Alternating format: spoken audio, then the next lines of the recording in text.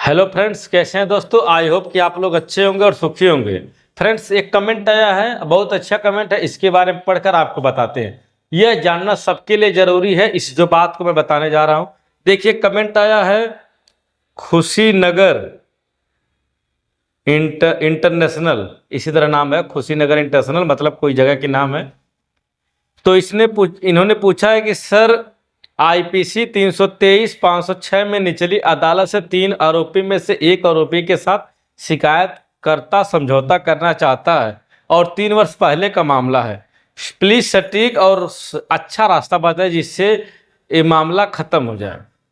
तो बहुत ही अच्छा क्वेश्चन है दोस्तों। ऐसा क्वेश्चन लगभग सभी के दिमाग में रहता है कि अगर कोई मुकदमा विचाराधीन है, 3-4 मुलजिम है और उसमें से किसी एक को अगर बरी करवाना है तो कैसे बरी करवा सकते हैं। तो चलिए वीडियो दोस्तों शुरू करते हैं। अगर आप चैनल पर पहली बार सब्सक्राइब कर लीजिए, हम आपको बताते हैं इसका सटीक आंसर क्या होता है। देखिए, सबसे पहले तो बात करते हैं केस के बारे में।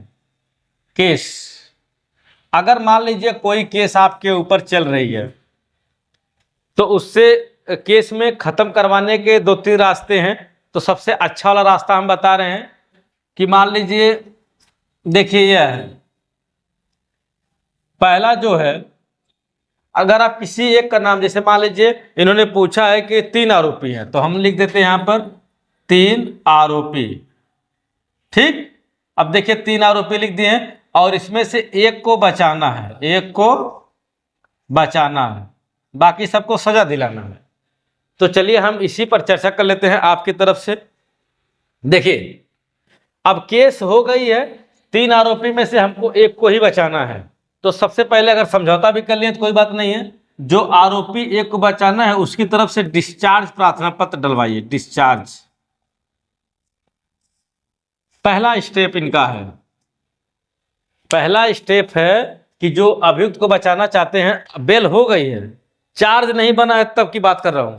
चार्ज नहीं बना है तो एक अभियुक्त की तरफ से, एक एक्यूज की तरफ से आप डिस्चार्ज प्रार्थना पत्र करवाइए और जो वादी मुकदमा है उससे कह दीजिए कि हमें विरोध नहीं करना है, वह विरोध ना करे और उस डिस्चार्ज एप्लीकेशन पर अपनी सहमति अगर दे देता है तब एक तरह से माना जाता है कि वह मुकदमे से बरी हो जाएगा।